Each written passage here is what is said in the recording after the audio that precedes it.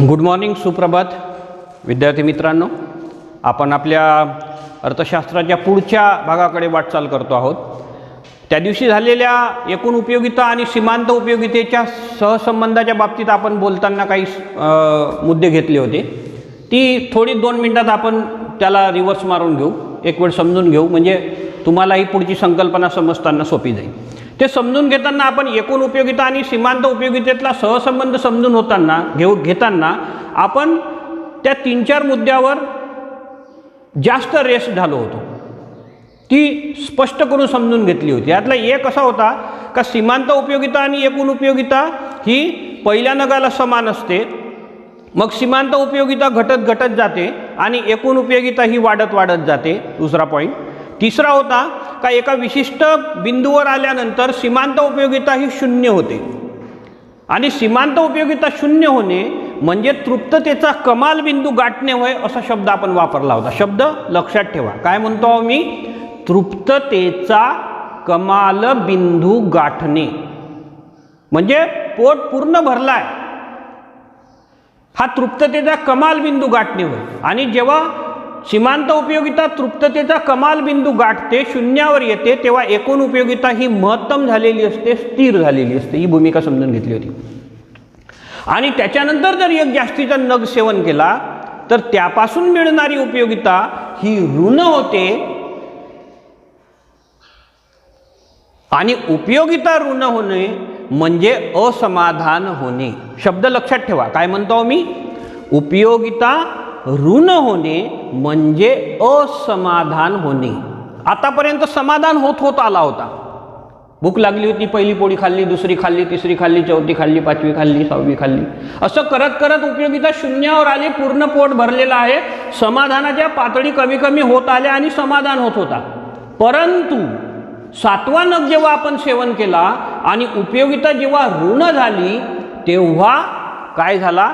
जेवढं खाल्लं होतं तेवढं बाहेर पडलं आणि त्याला म्हणतात असमाधान होणे. एकूण उपयोगिता महत्तम होणे, सीमांत उपयोगिता तृप्ततेचा कमाल बिंदू गाठणे आणि असमाधान होणे. हे 3ही शब्द अगदी काळजीपूर्वक लक्षात ठेवा. महत्तम, तृप्ततेचा कमाल बिंदू आणि असमाधान, हे 3ही शब्द अगदी काळजीपूर्वक आपल्या डोक्यात बसवून घ्या, कारण हे शब्द तुम्हाला ऑब्जेक्टिव्हसाठी मार्क मिळवून देतील. ठीक आहे. तर अशा पद्धतीने आपण त्या दिवशी झालेल्या या सर्व संकल्पनेचा धावता आढावा घेतला. आता आपण अर्थशास्त्राच्या आणि या प्रकरणातल्या अत्यंत महत्त्वाच्या घटकाकडे वळतो आहोत आणि तो म्हणजे आपल्या दैनंदिन व्यवहारात, दैनंदिन जीवनात नित्य उपयोगात येणारा सिद्धांत, ज्याला आपण घटत्या सीमांत उपयोगितेचा सिद्धांत असे म्हणतो. काय म्हणतो? घटत्या सीमांत उपयोगितेचा सिद्धांत. काय आहे हा सिद्धांत? तर आपल्या दैनंदिन जीवनामध्ये अनुभवाला येणारा हा सिद्धांत आहे. आपल्या दैनंदिन जीवनात आपण आपल्या दैनंदिन जीवनात अनेक वस्तूंचा उपभोग घेतो. भूक आणि तहान या 2 गोष्टीच्या बाबतीत तर आपल्याला हा सिद्धांत प्रत्ययासच येतो आणि दररोज याचा आपण उपभोग घेतो आणि दररोज हा अनुभवही घेतो. तर तो हा घटत्या सीमांत उपयोगितेचा सिद्धांत सामाजिक शास्त्रातला आणि सामाजिक शास्त्रातला म्हणजे अर्थशास्त्रातला अत्यंत महत्त्वाचा आणि आपल्याला दैनंदिन अनुभवाला येणारा सिद्धांत म्हणजे घटत्या सीमांत उपयोगितेचा सिद्धांत. हा सिद्धांत सर्वप्रथम प्राध्यापक गॉसेन या अर्थशास्त्रज्ञाने मांडला. कोणी? प्राध्यापक गॉसेन. या घटत्या सीमांत उपयोगितेच्या सिद्धांताला गॉसेनचा पहिला नियम असेही म्हणतात. हा सिद्धांत मांडण्याचा पहिला श्रेय जातो प्राध्यापक गॉसेन नावाच्या अर्थशास्त्रज्ञाला. पण या सिद्धांतावर खऱ्या अर्थानं संस्कार केले आणि याला विस्तृत केला व्यवस्थित मांडणी केली, त्याचा स्पष्टीकरण केला, त्याचा श्रेय जातो डॉक्टर मार्शल यांना. डॉक्टर मार्शलने 1890 मध्ये प्रिन्सिपल्स ऑफ इकॉनॉमिक्स, अर्थशास्त्राची मूलतत्वे हा ग्रंथ लिहिला आणि या ग्रंथामध्ये या घटत्या सीमांत उपयोगितेच्या सिद्धांताचा विस्तृत विवेचन केलेला आढळतो. आणि म्हणून व्याख्या जेव्हा आपण पाहतो घटत्या सीमांत उपयोगितेच्या सिद्धांताची, तेव्हा डॉक्टर मार्शल यांना आपण जास्त अनुकरणीय ठरवतो, आपण ती जास्त विचाराधीन घेतो. का? कारण 1890 मध्ये डॉक्टर मार्शल यांनी प्रिन्सिपल्स ऑफ इकॉनॉमिक्स, अर्थशास्त्राची मूलतत्वे हा ग्रंथ लिहिला आणि या ग्रंथामध्ये डॉक्टर मार्शल यांनी घटत्या सीमांत उपयोगितेचा सिद्धांत मांडलेला आहे. ही झाली आपली पहिली प्रस्तावना. प्रश्न परीक्षेला कसा? दीर्घोत्तरीतला प्रश्न क्रमांक 6 साठी हा प्रश्न विचारल्या जाण्याची जवळपास हमखास शक्यता असं आपण म्हणू शकतो. हा बसतो त्याच्यात पॅरामीटरमध्ये. प्रश्न कसा विचारला जाऊ शकते? तर घटत्या सीमांत उपयोगितेचा सिद्धांत स्पष्ट करून अपवाद लिहा, किंवा घटत्या सीमांत उपयोगितेचा सिद्धांत अपवादासह स्पष्ट करा, अशा पद्धतीने विचारला जाईल. प्रश्न क्रमांक 6 साठी आणि 8 मार्कासाठी. आता 8 मार्कासाठी जर प्रश्न क्रमांक विचारला तर पहिली भूमिका कुठे येईल? प्रस्तावना, 1 मार्क.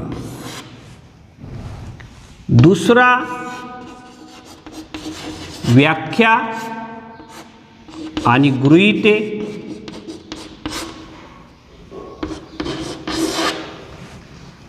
त्याच्यानंतर आकृती आणि तक्ता, तक्ता आणि आकृती याला 2 मार्क, 2 आणि 2 4, आणि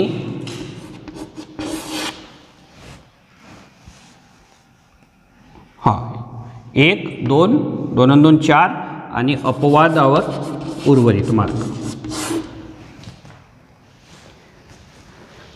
अशा पद्धतीनं या मार्कांची फोड होते. म्हणजे आपण लिखाण करताना या पद्धतीने लिखाणावर आपण असलो पाहिजे. ही भूमिका तुम्हाला मी समजावून सांगतो. आता प्रस्तावना आपण बघितली आहे. सर्वप्रथम हा सिद्धांत प्राध्यापक गॉसेनने मांडला. डॉक्टर मार्शल यांनी 1890 मध्ये अर्थशास्त्राची मूलतत्वे हा ग्रंथ लिहिला. त्या ग्रंथामध्ये या सिद्धांताला विस्तृत रूपाने स्पष्टीकरणात्मक मांडलेला आहे. ठीक आहे. दुसरी गोष्ट, हा सिद्धांत आपल्या दैनंदिन जीवनामध्ये अनुभवास येतो. कसा अनुभवास येतो? तर एखाद्या वस्तूचे नग आपण जेव्हा एका पाठोपाठ सेवन करीत जातो तेव्हा त्या वस्तूच्या नगाच्या वाढीबरोबर सीमांत उपयोगिता ही कमी कमी होत जाते, अनुभवाला येतो. तहान लागली, 1 ग्लास पाणी पेला, दुसरा पेला, तिसरा पेला, चौथा पेला, उपयोगिता कमी कमी होतो, अनुभवाला येतो. ही झाली प्रस्तावना. व्याख्या डॉक्टर मार्शल यांनी मांडलेली आहे. व्याख्या अशी आहे की इतर परिस्थिती कायम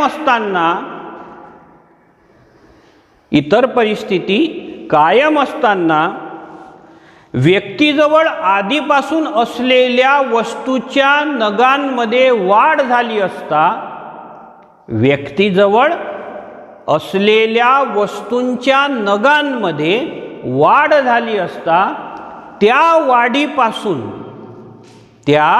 वाढीपासून जे अतिरिक्त समाधान होते किंवा अतिरिक्त उपयोगिता मिळते ती त्या वाढीबरोबर कमी कमी होते. पुन्हा एक वेळ लक्षात घ्या.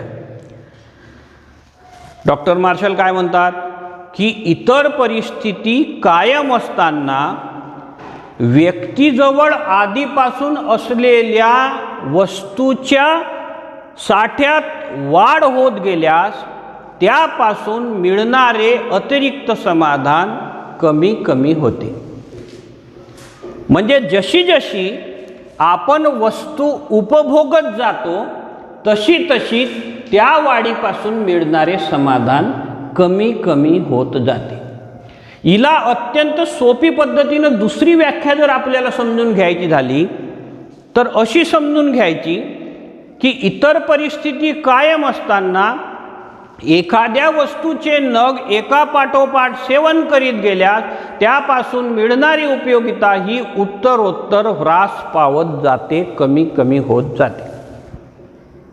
व्याख्या दोन्ही महत्त्वाच्या आहे, दोन्ही लिहिता येतील. इतर परिस्थिती कायम असताना व्यक्तीजवळ असणाऱ्या वस्तूच्या साठ्यात वाढ झाली असता त्या वाढीपासून जे जास्तीचे किंवा अतिरिक्त समाधान मिळते ते कमी कमी होत जाते, ही एक व्याख्या. दुसरी, इतर परिस्थिती कायम असताना एखाद्या वस्तूचे नग एका पाठोपाठ सेवन करीत गेल्यास त्यापासून मिळणारी उपयोगिता ही उत्तरोत्तर कमी कमी होत जाते. ही झाली व्याख्या. आता ह्या व्याख्येची सुरुवात करताना आपण एक शब्द वापरला आहे. कोणता? इतर परिस्थिती कायम असताना. ह्या एका वाक्यावर बाकीची घडामोड आहे. शब्द काय आहे? इतर परिस्थिती कायम असताना. इतर परिस्थिती कायम असताना एखाद्या वस्तूचे नग एका पाठोपाठ सेवन करीत गेल्यास त्यापासून मिळणारी उपयोगिता ही कमी कमी होत जाते. आता ही इतर परिस्थिती म्हणजे काय? तर इतर परिस्थिती म्हणजे हे गृहीत परिस्थिती. याला म्हणतात गृहीतके. याला काय म्हणतात? गृहीतके. ही गृहीत परिस्थिती. गृहीत म्हणजे जसं एखाद्याला आपण गृहीत धरतो ना, एखादा काम करायचा असला तर मग आपण म्हणतो का नाही ठीक आहे, हे असा क्रायटेरिया आहे तर तो आपल्याला गृहीत धरू म्हणजे लागू करून आपण समोर समोर चालतो. सिद्धांत मांडताना जी ही इतर परिस्थिती कायम असताना शब्द जेव्हा वापरतो तर ती जी गृहीत परिस्थिती आहे, ती जी गृहीतके आहेत ते सांगताना सामाजिक शास्त्र असे सांगतो की ही जर परिस्थिती असेल तर हा सिद्धांत 100% खरा ठरतो. थोडासा फळ्याकडे लक्ष ठेवा. ही इथं मी गृहीतके लिहिलेली आहेत, याचा हा ॲरो आणि ही लिहिलेली गृहीतके. ही गृहीतके म्हणजे इतर परिस्थिती. सिद्धांत काय सांगतो? डॉक्टर मार्शल म्हणतात सिद्धांत 100% खरा ठरतो. सिद्धांत कसा आहे की इतर परिस्थिती कायम असताना एखाद्या मनुष्याजवळ असणाऱ्या वस्तूच्या साठ्यामध्ये वाढ होत गेल्यास त्या वाढीपासून जे जास्तीचे समाधान मिळते ते त्या साठ्यातील वाढीबरोबर कमी कमी होत जाते. हा आहे सिद्धांत. ठीक आहे. इतर परिस्थिती कायम असताना वस्तूच्या नगांच्या साठ्यात वाढ होत गेल्यास त्या वाढीपासून मिळणारे जे जास्तीचे समाधान आहे ते कमी कमी होत जाते. हा आहे सिद्धांत. हा सिद्धांत डॉक्टर मार्शल म्हणतात 100% खरा आहे, लागू होतोच होतो. पण केव्हा? तर शब्द वापरला इतर परिस्थिती कायम असताना. म्हणजे आम्ही जे म्हणतो का ही परिस्थिती जर कायम असेल तर हा सिद्धांत 100% खरा ठरतो, अन्यथा आम्ही गॅरंटी देत नाही. मग ती गृहीत परिस्थिती कोणती? तर ती गृहीत परिस्थिती पहा अशी आहे. कशी? नंबर 1, विवेकशीलता. आता विवेकशीलता म्हणजे उपभोग घेणारा उपभोक्ता विवेकशील असल्या पाहिजे. जो मनुष्य या वस्तूचा उपभोग घेतो तो मनुष्य विवेकशील असला पाहिजे. आता विवेकशील म्हणजे तो सर्वसामान्य तुमच्या माझ्यासारखा असला पाहिजे.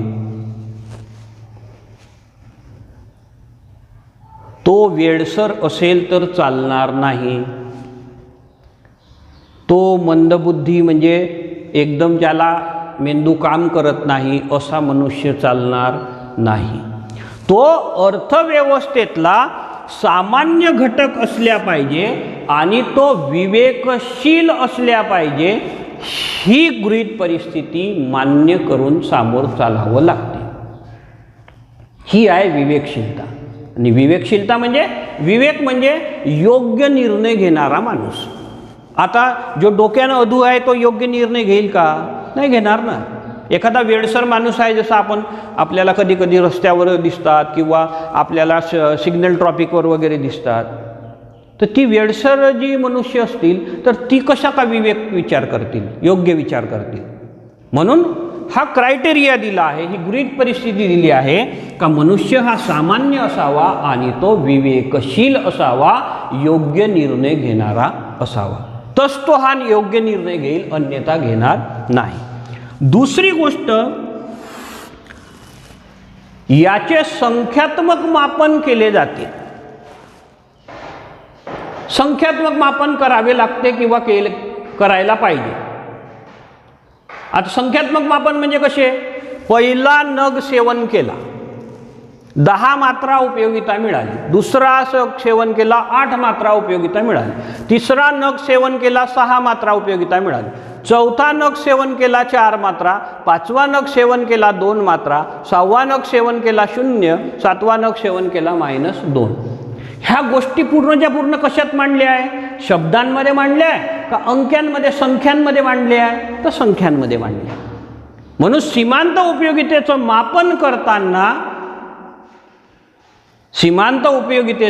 मापन करताना तो संख्यात्मक पद्धतीनं केलं गेलं पाहिजे किंवा करावं लागते. एक रिकामी जागा त्याच्यासाठी आहे बरं. सीमांत उपयोगितेची मापन ही रिकामी जागा विधाने पूर्ण करा अशात जर असेल ना, तर ती क्रमवाचक आहे की संख्यावाचक आहे? तर ती संख्यावाचक आहे. म्हणजे सीमांत उपयोगितेचं मापन हे कशाच्या आधारावर होते? संख्येच्या आधारावर होते, जे मी तुम्हाला समजावून सांगतो आहो. आणि ही गृहीत परिस्थिती घेतलेली आहे. म्हणजे सिद्धांत समजावून सांगताना काय पकडायचे आहे? संख्या पकडायच्या आहे. त्याच्यानंतर 3, कोणती गृहीत परिस्थिती आहे? एकजिन्सीपणा. आता एकजिन्सीपणा म्हणजे कसा? जी वस्तू तुम्ही सेवन कराल ती वस्तू रूप, रंग, आकार, चव, प्रकार या बाबतीत सारखी असली पाहिजे.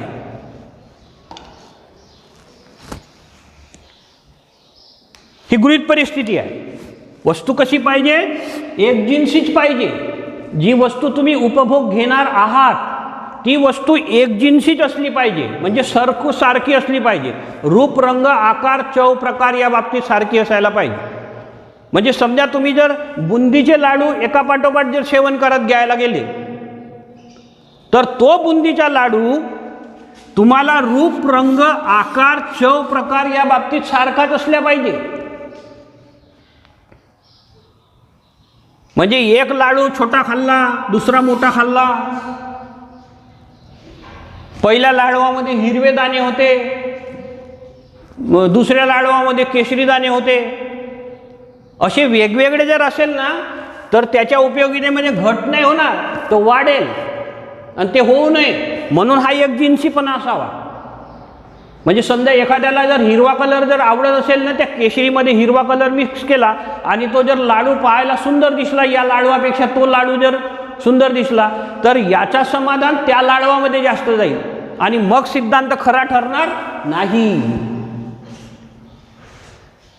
म्हणून जी वस्तू वापरायची ती वस्तू एकजिन्सी असली पाहिजे. रूप, रंग, आकार, चव, प्रकार या बाबतीत सारखीच असली पाहिजे. पोळी खायची असेल तर गव्हाच्या असतील तर 1, 2, 3, 4 गव्हाच्या पोळ्या. भाकरी खायच्या असतील, ज्वारीची असेल पोळी किंवा भाकरी, तरी ज्वारीच्या. बुंदीचे लाडू खायचे असतील तर बुंदीचेच लाडू खायचे. रूपरंग, आकार, चव, प्रकाराने सारखेच खायचे. मधातच बुंदीचे लाडू खाता खाता रव्याचा लाडू नाही खायचा. रव्याचा लाडू खाल्ला आणि तो आवडला तर उपयोगिता काही घटणार नाही, ते वाढेल, सिद्धांत लागू होत नाही. म्हणून रूप रंग आकार चव प्रकार या बाबतीमध्ये ती सारखी असली पाहिजे. पुन्हा लक्षात ठेवा काय म्हणतो आम्ही, रूप रंग आकार चव प्रकार या बाबतीत वस्तू ही सारखी असली पाहिजे. जर ती वस्तू सारखी नसेल तर सिद्धांत लागू होत नाही. म्हणून आम्ही तुम्हाला अगोदरच सांगून ठेवतो का वस्तू कशी सेवन कराल, रूप रंग आकार चव प्रकार या बाबतीत सारखी असेल ते एक जिन्सी असेल ती. म्हणून ही गृहीत परिस्थिती आहे. पहिला उपभोक्ता कसा असावा, विवेकशील असावा, विचार करणारा, योग्य निर्णय घेणारा. दुसरा उपयोगितेचे मापन कशा पद्धतीनं, संख्यात्मक पद्धतीनं. आणि तिसरा रूप रंग आकार चव प्रकार या बाबतीत कसा असावा, नग सारखा असावा. तिसरा चौथा काय आहे, उपभोग सातत्य असावे. म्हणजे जी वस्तू तुम्ही सेवन करीत आहात त्या वस्तूचा उपभोग घेत आहात, ती उपभोग घेण्याची प्रक्रिया सातत्यानं असावी. एक नंतर दोन, दोन नंतर तीन, तीन नंतर चार अशी सातत्यपूर्ण असावी. तर हा सिद्धांत लागू होते, अन्यथा हा सिद्धांत लागू होणार नाही. सातत्यपूर्ण असली पाहिजे. पहिला नग खाल्ला का दुसरा, दुसरा नग खाल्ला का तिसरा, तिसरा नग खाल्ला का चौथा, सातत्य असले पाहिजे. तुम्ही म्हणाल आता 2 पोळ्या खातो, मग दुपारी 2 खाईन, मग संध्याकाळी अजून 2 खाईन, असा जर विचार केला आणि ते जर गॅप आली तर उपयोगिता कमी होत नाही, ती वाढण्याची शक्यता असते. म्हणून ही गृहीत परिस्थिती आहे का उपभोग हा सातत्यपूर्ण असल्या पाहिजे. म्हणजे तहान लागली आहे तर पहिला ग्लास पिला, दुसरा ग्लास पिला, तिसरा ग्लास पिला, चौथा ग्लास पिला तर उपयोगिता कमी कमी होत जाईल. आणि तुम्ही म्हणाल आता 1 ग्लास पिऊन घेतो, मग पुन्हा अर्ध्या तासाने 1 ग्लास पितो, मग पुन्हा 15 मिनिटांनी 1 ग्लास पितो, तर उपयोगिता घटण्याच्या ऐवजी वाढण्याची शक्यता आहे. सिद्धांत लागू होणार नाही. म्हणून गृहीत परिस्थिती सांगितली गेली आहे का सिद्धांत जर लागू व्हायचा असेल तर उपभोगाचं सातत्य असले पाहिजे, कंटिन्यूपणा पाहिजे. म्हणजे लाडू खायचे आहेत तर पहिला, दुसरा, तिसरा, चौथा, पाचवा, 6वा कंटिन्यू, तर उपयोगिता कमी होईल, सिद्धांत लागू होईल. आणि तुम्ही जर गॅप सोडली, 5 मिनिटांनी खातो, 2 मिनिटांनी खातो, 4 मिनिटांनी खातो, अशी जर गॅप आली तर सिद्धांत लागू होणार नाही. म्हणून डॉक्टर मार्शल म्हणतात की गृहीत परिस्थिती काय आहे, उपभोग सातत्य असले पाहिजे. नंबर 5, आकारमान योग्य असावा. आकारमान योग्य असावा. आता आकारमान योग्य असावा म्हणजे कसा, तर जी वस्तू तुम्ही सेवन करत आहात, समजून घ्या, जी वस्तू तुम्ही सेवन करत आहात ती वस्तू योग्य आकारमानाची असली पाहिजे. आता योग्य आकारमानाची म्हणजे कशी, जी वस्तू तुम्ही सेवन करत आहात ती वस्तू खूपही छोटी आणि खूपच मोठी अशी नसावी. तिचा एक विशिष्ट आकारमान असावा. उदाहरणार्थ, तुम्हाला जर तहान लागली आणि तुम्ही चमच्यानं पाणी प्यायला लागले तर सिद्धांत लागू होईल का? तुम्हाला तहान लागली आहे आणि तुम्ही चमच्यानं पाणी प्यायला लागले, पहिला चमचा, दुसरा चमचा, तिसरा चमचा, चौथा चमचा, 5वा चमचा, या चमच्यानं जर तुम्ही पाणी प्यायला लागले तर उपयोगिता वाढेल का घटेल? तुम्हीच सांगा. सिद्धांत कसा आहे, इतर परिस्थिती कायम असताना एखाद्या मनुष्याजवळ वस्तूच्या नगांच्या साठ्यात वाढ होत गेल्यास त्यापासून मिळणारे जे अतिरिक्त समाधान आहे ते कमी कमी होत जाते. इतर परिस्थिती कायम असताना एखाद्या वस्तूचे नग एका पाठोपाठ सेवन करीत गेल्यास त्यापासून मिळणारी सीमांत उपयोगिता ही कमी कमी होत जाते. कमी झाली पाहिजे तर सिद्धांत लागू होईल. आणि मग योग्य जी वस्तू सेवन करतो आहोत तिचा योग्य आकारमान असल्या पाहिजे. तिचा जर आकारमान खूपच छोटा आणि खूपच मोठा असेल तर सिद्धांत लागू होणार नाही. उदाहरणार्थ मी तुम्हाला समजावून सांगतो, तुमच्या अनुभवाने घ्या. थोडेसे डोळे बंद करा आणि तुम्हीच विचार करा का तुम्हाला खूप भूक लागली आहे, खूप तहान लागली आहे, आणि तहान लागल्यानंतर तुमच्या समोर चमच्यान पाणी आला तर तुम्ही पहिला चमचा घ्याल, मग दुसरा चमचा घ्याल, तिसरा चमचा घ्याल. तर पहिला चमच्यानं पाणी पिल्यानंतर तुम्हाला दुसऱ्या चमच्यापासून मिळणारी उपयोगिता ही जास्त राहील, कमी होणार नाही, कारण त्याचा योग्य आकारमान नाही. पाणी प्यायचं असेल तर त्याच्यासाठी आकारमान काय आहे? पेला किंवा ग्लास. पाणी चमच्याने पितो का आपण घरी? चमच्याने पाणी पित नाही ना आपण कशाने पितो? पेल्यानी अथवा ग्लासनी. मग जर तहान लागली तर त्याचा योग्य आकारमान काय झाला? ग्लास, है ना. मग पहिला ग्लास घेतला, दुसरा ग्लास घेतला, तिसरा ग्लास घेतला तर उपयोगिता कमी कमी होत जाईल, तेव्हा सिद्धांत लागू होईल. आणि जर योग्य आकारमान नसेल, तुम्ही जर चमच्याने पाणी प्यायला लागले तर पहिल्या चमच्यापेक्षा दुसऱ्या चमच्याने जास्त उपयोगिता मिळेल, कारण तहानच जाणार नाही. दुसऱ्यापेक्षा तिसऱ्या चमच्याने मिळेल, कारण तहानच जाणार नाही, कारण त्याचा योग्य आकारमान नाही. म्हणून आकारमान हा योग्यच असल्या पाहिजे. लाडू खायचे आहेत, दिवाळीचा सीजन आहे, लाडू खायचे आहेत तर एक लाडू मोठा दुसरा अगदी छोटा असं नाही. लाडू रूपरंग आकारच्या प्रकाराने जसा सारखा आहे तसा तो आकारानं पण सारखा असल्या पाहिजे. एक छोटा एक मोठा केला तर उपयोगिता सिद्धांत लागू होणार नाही, घट वाढ होण्याची शक्यता राहील. ठीक आहे. म्हणून आकारमान हा योग्य असला पाहिजे. त्याच्यानंतर स्थिरता.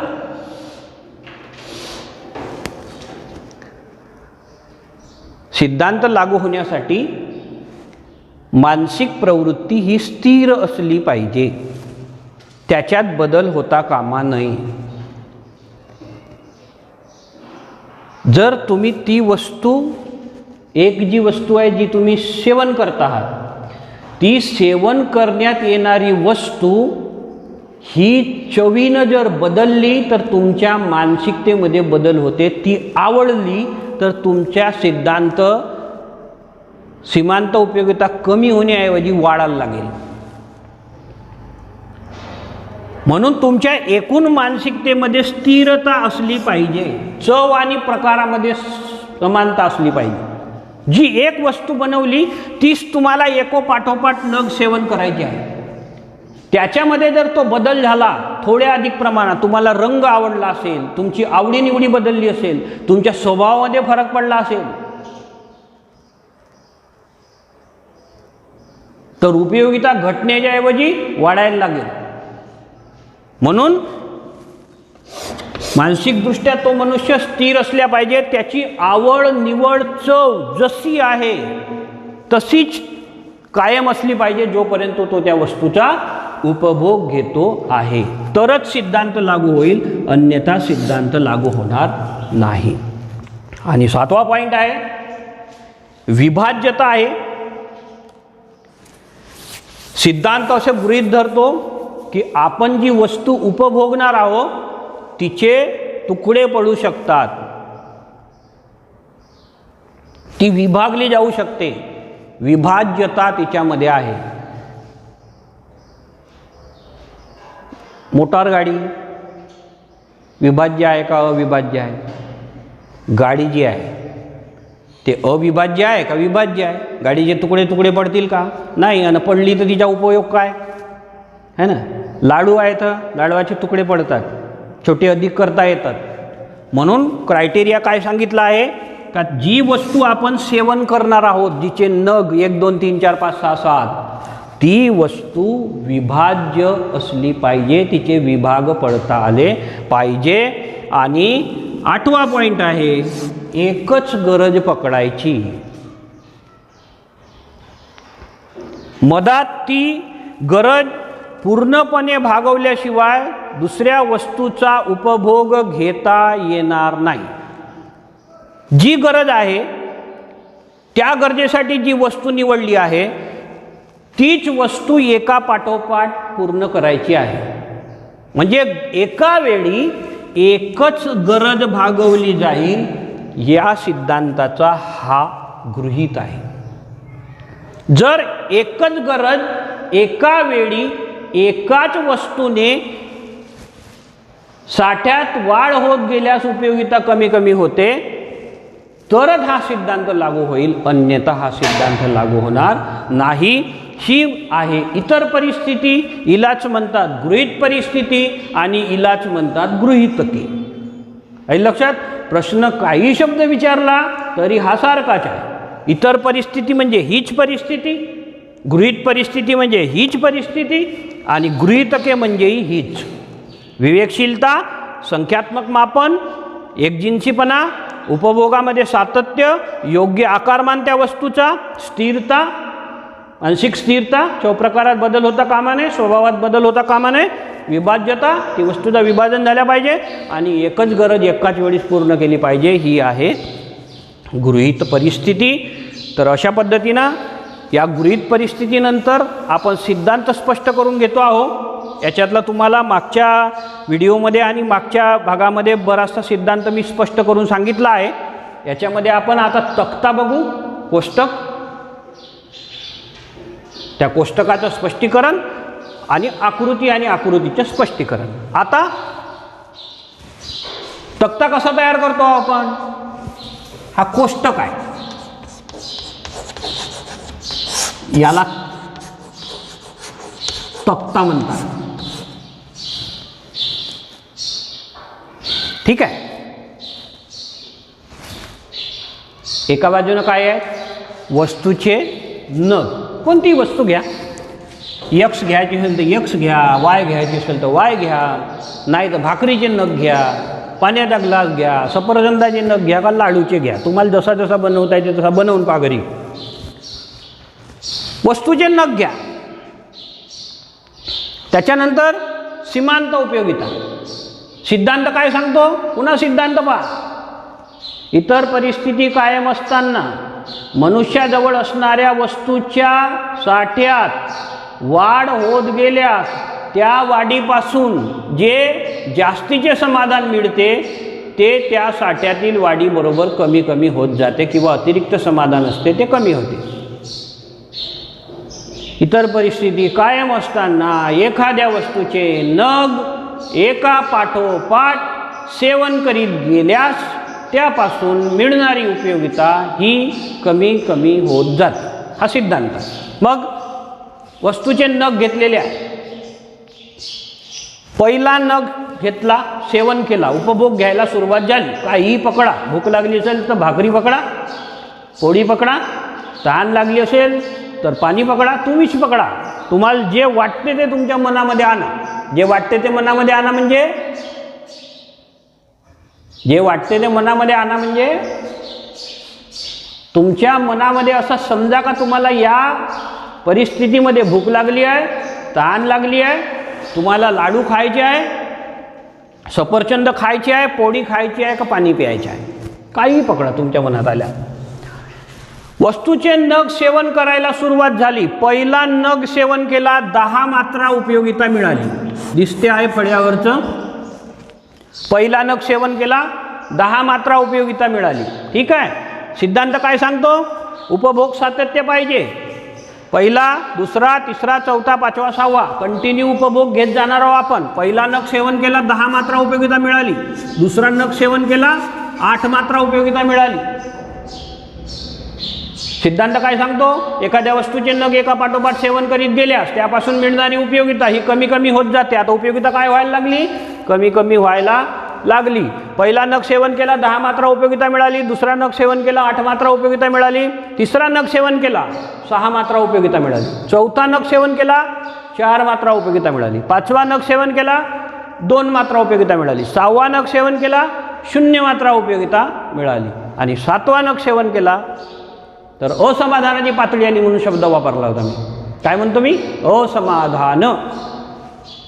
उपयोगिता ऋण झाली, मायनस झाली, हिला म्हणतात असमाधान. आता सिद्धांत पुन्हा एक वेळ इतर परिस्थिती कायम असताना एखाद्या वस्तूचे नग एका पाठोपाठ सेवन करीत गेल्यास त्यापासून मिळणारी उपयोगिता ही उत्तरोत्तर कमी कमी होत जाते. पहिला नग 10, दुसरा नग 8, तिसरा नग 6, चौथा नग 4, पाचवा नग 2, सहावा नग 0 आणि सातवा नग -2. कशी आहे उपयोगिता?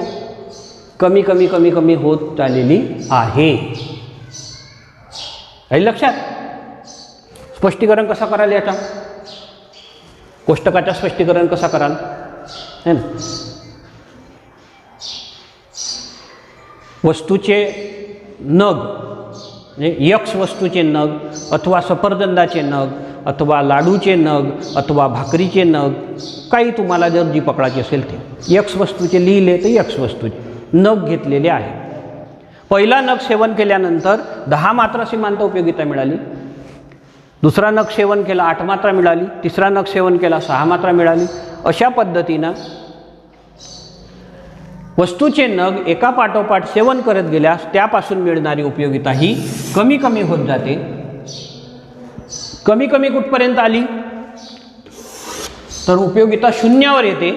आणि उपयोगिता 0वर येणे म्हणजे तृप्ततेचा कमाल बिंदू गाठते. इथं पोट पूर्ण भरलं आहे, तृप्त झाला आहे. मग इथं लिहा, यक्ष वस्तूचे नग घेतले आहे. वस्तूचे नग जसे जसे उपभोगले जातात, उपभोग घेतला जातो, त्यापासून मिळणारी उपयोगिता ही कमी कमी व्हायला लागलेली आहे. उत्तरोत्तर कमी कमी होत जाणारी उपयोगिता एका कमाल बिंदूवर येतो, त्याला तृप्ततेचा कमाल बिंदू असे म्हणतात. उपयोगिता 0वर येते. कोष्टकामध्ये 6वा नग सेवन केल्यानंतर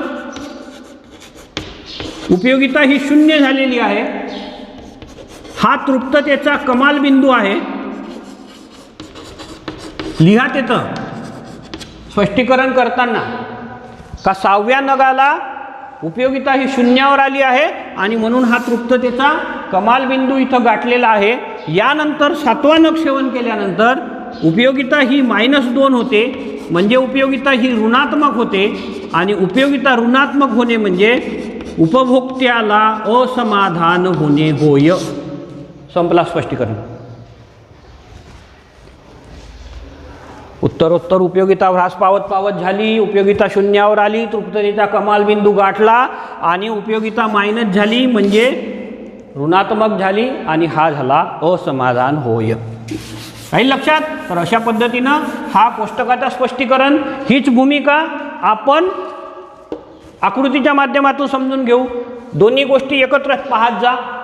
पहिला नग सेवन केला किती मात्रा उपयोगिता मिळाली? दिसला का? पहिला नग सेवन केला किती आहे? 10. राहील लक्षात? बरोबर 5